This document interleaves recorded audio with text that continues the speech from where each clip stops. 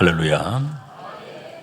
오늘 3부 예배에 나오셔서 함께 예배 드리시는 우리 수영의 모든 가족들 주의 이름으로 환영하고 축복합니다. 우리 한번 옆 사람과 그렇게 한번 인사하시겠습니다. 환영하고 사랑하고 축복합니다.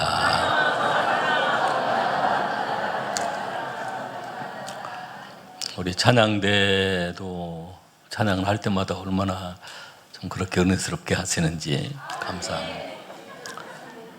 우리 찬양대와 또 옆에 계신 분들 우리 한번 격려의 박수를 한번 해드리겠습니다. 옆에 계신 분들에게도 박수 한번 해주시고 감사합니다. 우리가 신앙생활을 잘하려고 하면 어떤 기본이 잘 되어야 합니다. 건물도 튼튼하게 건물을 잘 지어지려고 하면 기초 공사가 잘 되어야 그 건물을 안전하게 또 그 빌딩이 안전하게 건축되어져 가는 것을 우리가 볼 수가 있습니다. 우리 신앙생활도 특별히 그 말씀과 기도가 우리 신앙생활의 아주 중요한 기본이 되어집니다. 디모데전서 그 4장 5절 말씀을 보면 하나님의 말씀과 기도로 거룩하여 지민이라 라고 했습니다.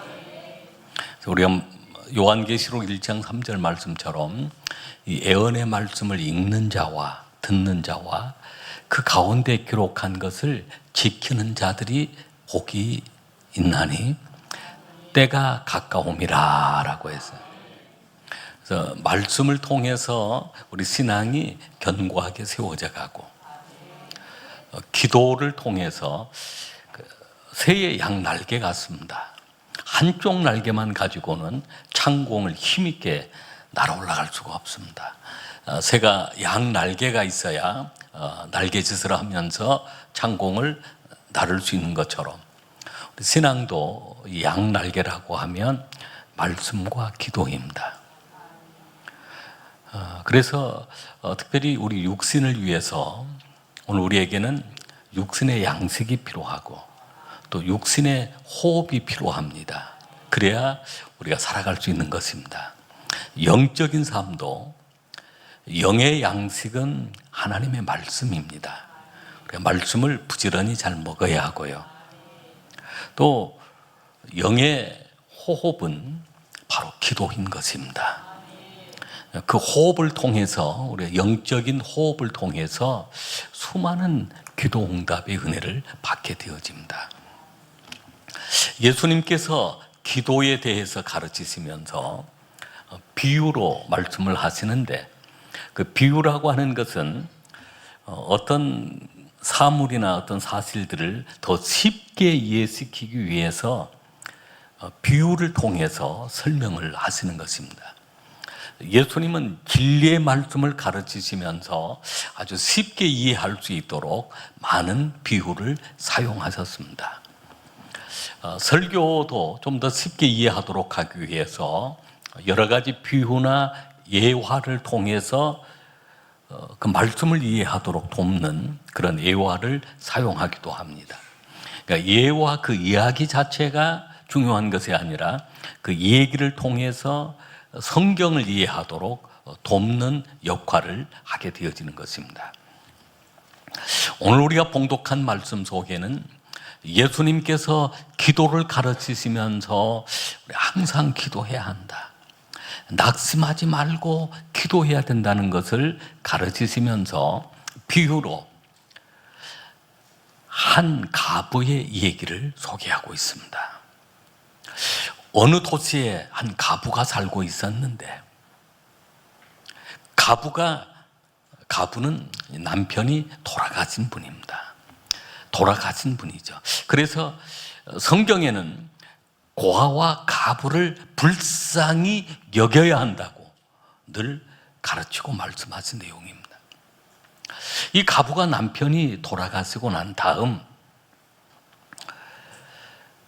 이제 가정을 이 가부가 섬겨 이끌고 나가야 하는데 아마 사기꾼을 만난 것 같습니다.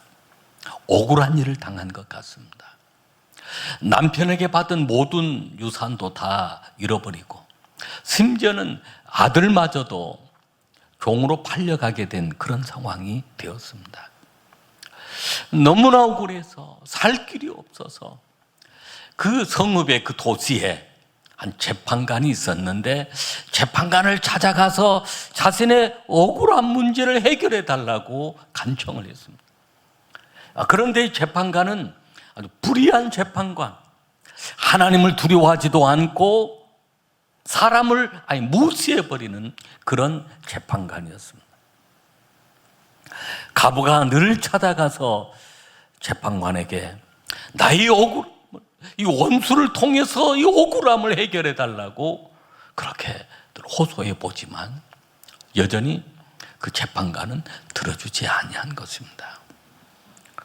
계속적으로 찾아가서 자신의 원한을 풀어달라고 하니까 이 재판관이 그런 얘기를 합니다.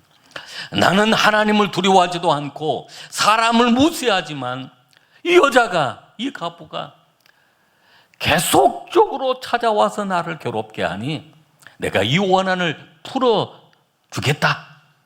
그렇지 아니하면 나를 계속적으로 괴롭게 할 터이니 내가 이 원한을 풀어주겠다라고 그렇게 재판관이 얘기를 한 것입니다. 여기에 불의한 재판관이 물론 주인공은 아닙니다. 한 가부가 이 얘기의 주인공입니다. 그러면서 예수님께서 이렇게 한 재판관과 비교해서 좋으신 하나님, 하물며 좋으신 하나님께서 그 택한 자들의 밤낮 부르짖는 그 기도를 들어주시지 아니하겠느냐라고 합니다. 기도할 것을 가르치고 있는 말씀입니다. 여러분, 가부라고 하는 것은 그 당시 그 사회적인 가장 약자이기도 하고 오늘 우리가 살아가는 이 세상에서 우리의 모습이 곧 그 가부의 모습이기도 한 것입니다. 저는 저희 어머님이 54세에 가부가 되셨습니다. 제가 그때 13살 때입니다. 중학교 1학년 때인데 아버님이 갑자기 병환으로 돌아가시게 되었고 그리고 어머님이 이제 그 누나들이 있었지만은 그 누이들이 다 시집을 가게 되었고 저희 형과 제가 막내인데 저희 어머님이 54세에 가부가 되어서 96세에 돌아가실 때까지 그 42년 동안을 가부로 지내셨습니다. 그런데 그 시골에서 그 농사일을 하시는데 여러분, 그 남자가 농사일을 그 수십만직이 되어지는 그런 논밭들을 남자가 일을 해도 어렵습니다. 그것을 어머님이 혼자서 일을 하시는 것입니다.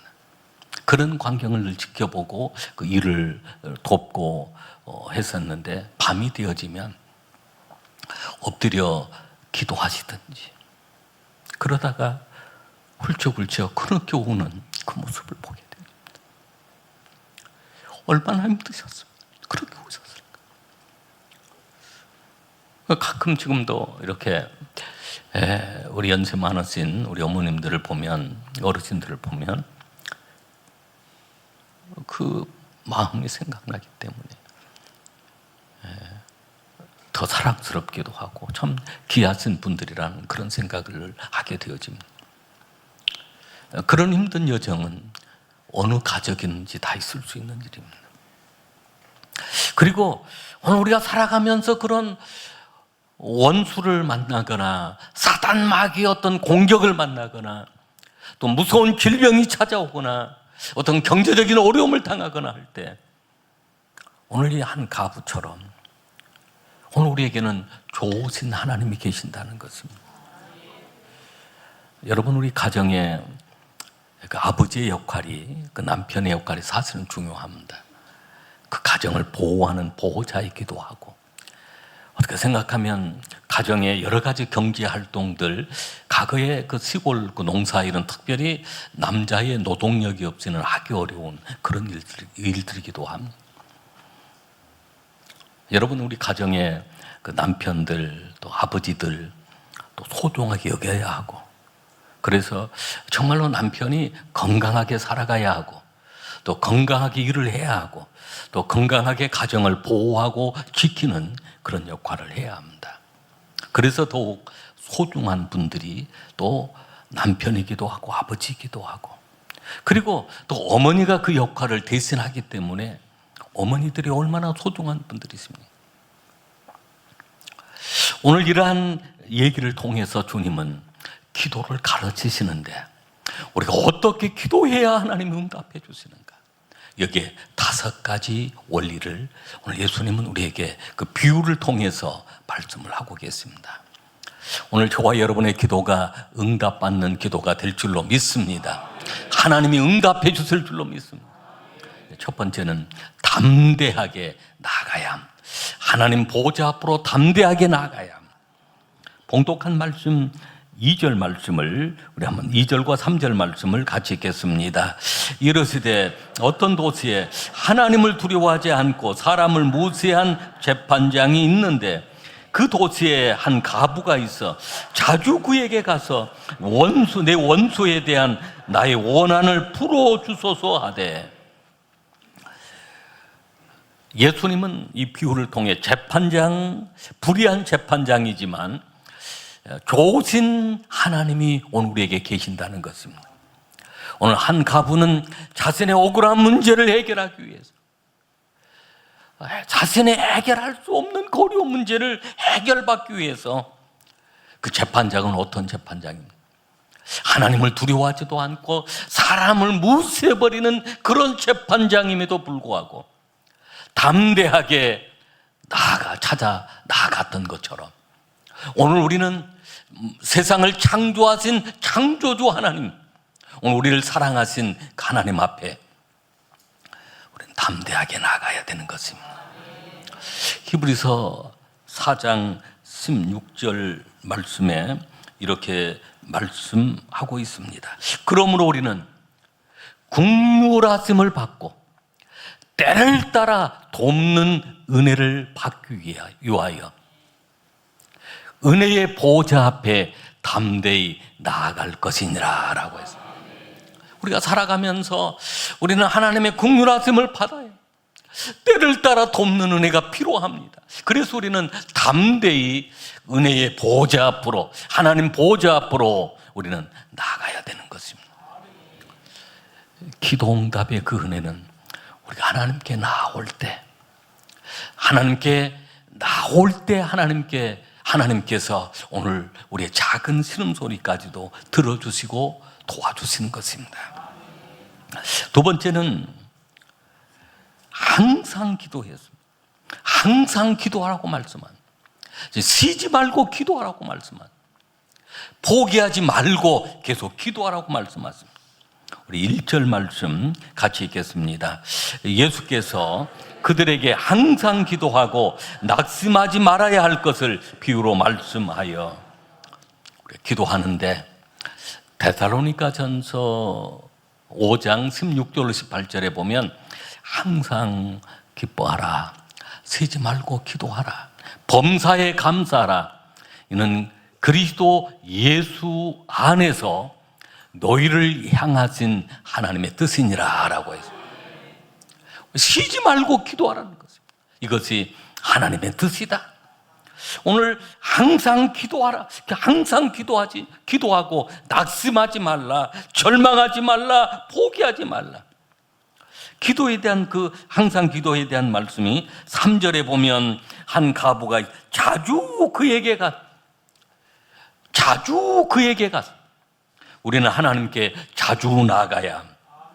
5절에 보면 하반절에 늘 와서 나를 괴롭게 하리라 하였느니라. 늘 온다는 것은 자주 온다는 것입니다. 항상 온다는 것입니다. 7절에 보면 하물며 하나님께서 그 밤낮 낮이고 밤이고 나의 원한을 풀어달라, 이 억울함을 풀어달라, 나의 어려운 문제를 해결해달라, 밤낮으로 기도한 것입니다. 포기하지 말고. 오늘날 너무나 쉽게 포기해버리는 시대입니다. 그러나 우리가 항상 기도하는, 절망하지 말고 낙심하지 말고 끈기 있게 끝까지 기도하라는 것입니다. 여리고성이 무너질 때 첫날 한 바퀴 돕니다. 둘째 날 또 한 바퀴 돕니다. 그때 무슨 막 여리고성이 막 금이 가고 어떤 조짐이 보인 건 아니었습니다. 마지막 7번째 날 7바퀴를 도는 그 순간 마지막까지 돌고 함성을 질러댈 때 그 여리고성이 무너진 것입니다. 나만 장군이 병들어 죽게 되었을 때, 나병이 걸려 죽게 되었을 때 요단강에 7번 목욕하라고 그러는데 한 번, 두 번 할 때는 아무 어떤 조짐이 없었습니다. 7번 목욕하고 나오니 어린아이 살결처럼 휘어졌더라라고 했습니다. 엘리야 선지자가 비가 오기를 위하여 기도하는데 6번째 기도할 때까지 아무런 흔적이 보이지 않았습니다. 7번째 기도하니까 손바닥만한 구름이 보이더니 비가 오되 큰 비가 내리게 된 것입니다. 여러분, 우리가 기도할 때 포기하지 말고 계속 기도해야 합니다. 항상 기도해야 합니다. 쉬지 말고 기도하라고 하는 그 말씀입니다. 세 번째 원리는 부르짖어 기도하는 그 기도입니다. 7절에 보면 하물며 하나님께 그 밤낮 부르짖는 기도는 간절한 기도입니다. 하나님을 향하여서 부르짖고 기도하는 것, 간절하게 기도하는 것, 눈물로 기도하는 것. 우리가 침묵 기도도 할 수, 우리가 속삭이며 기도할 수도 있지만 나의 억울한 문제를 해결받기 위해서 나의 원한을 풀어주시도록 기도할 때는 부르짖어 기도하는 것입니다. 에레미야 33장 3절 말씀처럼 너는 내게 부르짖으라, 내가 내게 응답하겠고 내가 알지 못하는 크고 은밀한 일을 내게 보이리라 라고. 할렐루야. 이번 우리가 특별 새벽 기도의 기간에 얼마나 참 감사한 줄 모릅니다. 우리 초등학생도 나오고 중고등학생도 나오고 청년부도 나오고 우리 장년부까지 성전에 가득 채워져서 말씀 듣고 기도할 때마다 우리가 서서 하나님을 향하여 손을 펴서 하나님 긍휼을 베풀어 주십시오, 돕는 은혜를 베풀어 주십시오 부르짖어 기도하는데 하나님은 그 기도를 들으시고 응답해 주실 줄로 믿습니다. 부르짖는 기도입니다. 네 번째 기도는 택한 자들의 기도입니다. 응답받는 기도, 아무나 기도한다고 해서 응답되어지는 것이 아니라 택함을 받은 자, 즉 하나님의 자녀가 된 하나님의 백성들입니다. 오늘 우리는 하나님이 우리를 택정하여 불러주셨기 때문에 예수를 구주로 믿어서 구원받은 하나님의 자녀가 되었고, 하나님의 자녀가 된 그 백성들이, 택하심을 받은 그 백성들이 기도할 때 하나님은 우리의 작은 신음소리까지도 들으시는 것입니다. 마태복음 7장 11절에 보면 너희가 악한 자라도 좋은 것으로 자식에게 줄 알거든 하물며 하늘에 계신 너희 아버지께서 좋은 것으로 주시지 아니하겠느냐. 할렐루야. 여러분, 하물며 하나님께서 택함을 입은 자들, 하나님의 그 사랑으로 독생자를 보내주셔서 독생자 예수 그리스도의 보혈을 통하여 구원받은 하나님의 자녀, 택함을 입은 하나님의 자녀들의 부르짖는 그 기도, 택함을 입은 자의 그 기도 왜 들어주지 아니하시겠느냐. 속히 응답해 주신다라고 하는 말씀입니다. 기도 응답을 우리가 받게 된 것은 오늘 우리가 하나님의 자녀가 되었고 택함을 입은 하나님의 자녀가 되었기 때문입니다. 그러기 우리는 끝까지 기도해야 합니다. 더 나아가서 다섯 번째는 우리가 믿음으로 기도해야 합니다. 8절 말씀을 같이 읽겠습니다. 내가 너에게 이르노니 속히 그 원한을 풀어주시리라. 그러나 인자가 올 때 세상에서 믿음을 보겠느냐 하시니라. 믿음으로 기도하는 그 기도는 끝까지 기도하게 되어 있습니다. 하나님이 어떤 분이신 줄 알고 기도하는 그 믿음의 기도. 야고보서 5장 말씀에 보면 믿음의 기도는 병든 자를 구원하리니 주께서 저를 일으키시리라. 죄를 범하였을지라도 사하심을 받으리라 라고 했습니다. 믿음의 기도가 중요합니다. 마가복음 9장 23절 말씀에 할 수 있거든이 무슨 말이냐, 믿는 자들에게는 능히 하지 못할 일이 없느니라. 능치 못할 일이 없다는 것입니다. 믿음의 기도인 것입니다. 믿고 나아가 기도하는 것입니다. 끝까지 기도하는 것입니다. 사막을 여행했던 그 아버지와 아들이 있었습니다. 근데 사막 여행이 쉽지가 않아요. 그러다가 길을 잃어버렸습니다. 아들은 그 뜨거운 태양열 때문에 견딜 수가 없어서 아버지 더 못 가겠습니다. 아버지는 애야 참고 가자. 조금만 더 가보자. 조금만 더 가보자. 우리 앞에 좋은 일이 있을 것이야. 한참 그렇게 가다가 길을 잃어버린 그 아버지, 그 부자지간에, 근데 가다 보니까 무덤이 나온 것입니다. 그 아들이 아버지 이 무덤을 보세요. 길을 잃어버렸던 수많은 사람들이 여기에서 죽어서 무덤이 되어 있습니다. 더 이상 갈 수 없습니다. 무덤을 보니까 오늘 우리도 여기서 죽을 것 같습니다. 근데 아버지가 그런 얘기를 합니다. 얘야 무덤이 보이지? 무덤이 있다는 것은 가까운 곳에 마을이 있다는 증거단다. 포기하지 말자. 끝까지 우리가 도전해보자. 그래서 아버지는 그 아들의 손을 잡고, 포기하려고 하는 그 아들의 손을 잡고 한 걸음 한 걸음 더 나아가는, 조금 더 지나고 보니까 그 아버지 말대로 마을이 나온 것입니다. 그래서 아버지와 아들이 살게 된 것입니다. 우리 앞에 무덤처럼 보여지는 여러 상황들이 있을 수 있습니다. 그러나 그것이 또 다른 증거가 되어지는 것입니다. 우리가 이렇게 기도할 때 하나님은 항상 기도하는 자에게, 포기하지 않고 기도하는 자에게, 낙심하지 않고 기도하는 자에게 응답을 주시는데, 축복을 주시는데, 여러분 바로 기도 응답이 기도하는 자에게 주시는 축복입니다. 반드시 여러분 기도 응답을 받을 것입니다. 마태복음 7장 7절로 8절에 보면 구하라 그러면 너에게 주실 것이요, 찾으라 그러면 찾을 것이요, 문을 두드리라 그리하면 너에게 열릴 것이니, 8절에 보면 구하는 자가 받을 것이요, 찾는 자가 찾아낼 것이요, 두드리는 자에게 열릴 것이니라 라고 했습니다. 기도 응답의 축복이 있습니다. 여러분 또한 그렇게 기도하게 되어지면 그 기도는 하나님과의 친밀한 교제입니다. 하나님과의 친밀한 교제를 통해서 하나님은 우리의 형편을 너무너무 잘 아십니다. 그리고 돕는 천사를 동원해서 늘 도와주신 줄로 믿습니다. 역사해 주신 줄로 믿습니다.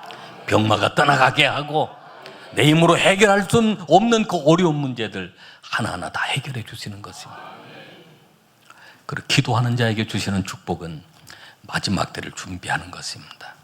여기 인자가 올 때에, 인자가 올 때 바로 마지막 때인 것입니다.